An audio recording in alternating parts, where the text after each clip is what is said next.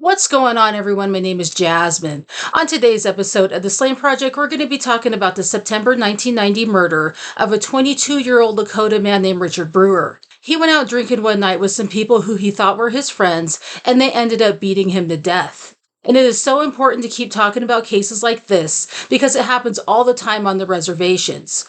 Don't forget to check out my other videos, and if you want to see more videos about missing and murdered Indigenous people, click that subscribe button and the notification bell. And let's get right into it. A lifetime cycle of alcohol and drug abuse helped fuel other violent crimes on the reservations. The children of the reservation grow up watching this vicious cycle, and most bring the same cycles into their adult lives. Life on the reservation can be extremely difficult and hard to cope with. To escape a hard life of sorrow, many consume anything to get them high, such as street and prescription drugs or inhalants. Nothing is off the table. But the number one poison is alcohol, and many start drinking while still in elementary school. Although many natives relocate to urban areas off the reservation, the same cycle usually continues, and the native population has been plagued by this for hundreds of years and has left them in turmoil. The Alcohol Express train was coming for a Lakota man in 1990, and it would claim his life. Richard Philip Brewer was born on June 9, 1968 in Rapid City, South Dakota, to his mother Verola. He was a member of the Oglala Sioux tribe, better known as Lakota, of the Pine Ridge Indian Reservation, and had a very large and extended family. Richard attended school in Rapid City and on the reservation. His close friends and family called him Cougar. Not much has been published about Richard's life in the newspaper archive, but his mother died in August 1977 when he was 9 years old. She was only 32 at the time. He eventually met and fell in love with a woman named Teresa Ross. She already had two young children, a boy and a girl, whom Richard seemingly adopted when he married Teresa in early 1990. They lived in Rapid City together as a family for a short time until a tragic event in September 1990.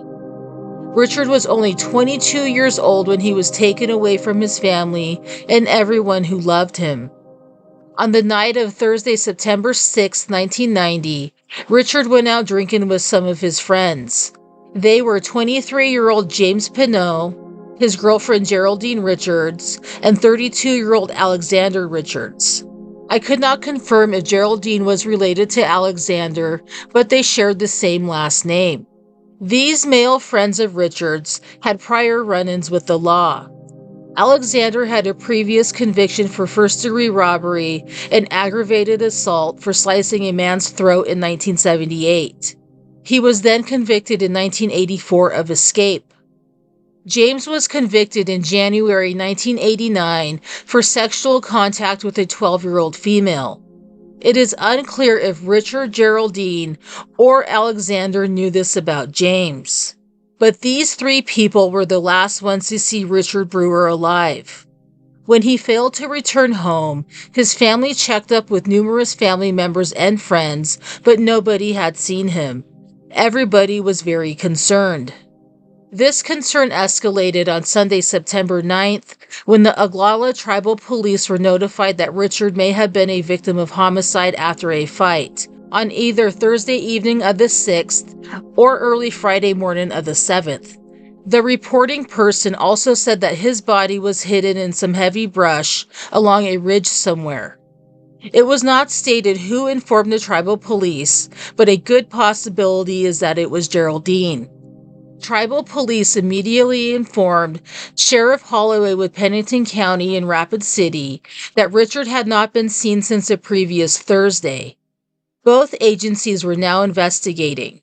The Pennington County Sheriff's Office could initiate an investigation off the reservation, and tribal police could investigate on the Pine Ridge Reservation. By the end of day on September 9th, at least 20 people had been questioned by the police, and this included the three people who were last with Richard. Alexander Richards was arrested in Pine Ridge for misdemeanor drug charges and a probation violation in Colorado when police contacted him. He was taken to the Pennington County Jail and appeared in court on Monday, September 10th. James Pinot was arrested and held for a probation violation, more than likely stemming from his sexual contact with the minor mentioned earlier. When he was interviewed, James had only slept for 2 hours. He was read his Miranda rights but did not exercise his right to remain silent and chose to give an interview. He was visibly nervous and was shaking and crying at times. Although they were both questioned about Richard's disappearance, the police stated that neither was a suspect at the time because there was no proof of homicide because a body had not been recovered. However, the police did confiscate Alexander's vehicle and processed it for evidence. The next day, on Monday, September 10th, Sheriff Holloway stated that the case is being taken seriously and is being viewed as a potential homicide. A 2-day search also began on Monday that included at least 100 people who were police officers, firefighters, volunteers, and Civil Air Patrol members. They were searching northwest of Rapid City, where Richard was last known to be drinking with his friends. A bloodhound, German shepherd, and a Labrador retriever were also brought in from Yellowstone National Park to help with the search. These dogs focused on the areas of Hamburger Hill, Harmony Heights, and a ridge near the Deadwood exit. With investigations going simultaneously on and off the reservation, a collective effort was made to find answers about what happened to Richard. Reports say that an unnamed witness said a large rock was used to kill Richard. The witness said that the rock and several beer cans were dumped near a pond on the reservation after Richard's body was disposed of. This witness could not recall the exact location where the rock was dumped or where Richard's body was disposed of. There was heavy drinking involved on the night Richard was attacked, and this witness had trouble remembering. Tribal police set out at 5 a.m. on Wednesday, September 12th, and searched several locations for the rock. When several beer cans were found at a red shirt table pond, divers were called in to assist. A 30-pound rock was recovered, and it appeared to have traces of blood and hair. Rapid City Police Department Captain Doug Noyes praised the Oglala Tribal Police for finding this valuable piece of evidence.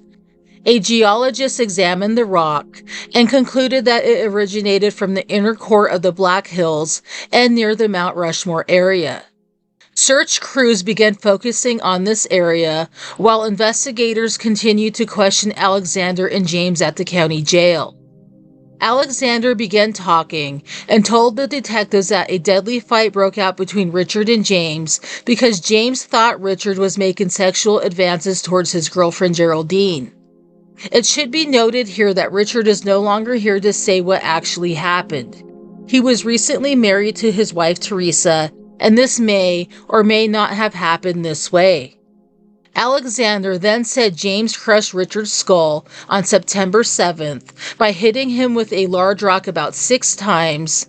James then rolled Richard over and hit him 3 more times in the head.